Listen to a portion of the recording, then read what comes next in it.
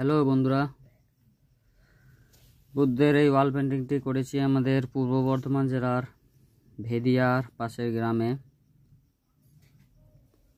বুদ্ধের ওয়াল পেন্টিংটি কেমন হয়েছে সকলে জানিও।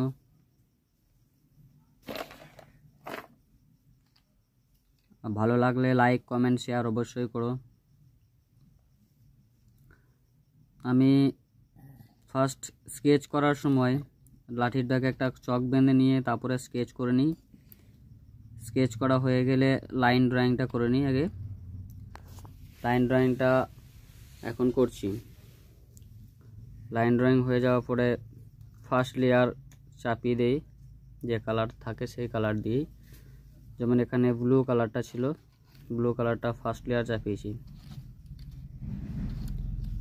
তারপরে ফেস টোন যেটা ছিল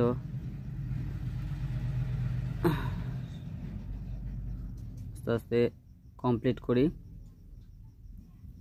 কমপ্লিট করার পর যেরকম আসে ছবিতে দেখতে থাকো তোমরা। ভালো লাগলে লাইক কমেন্ট শেয়ার করো।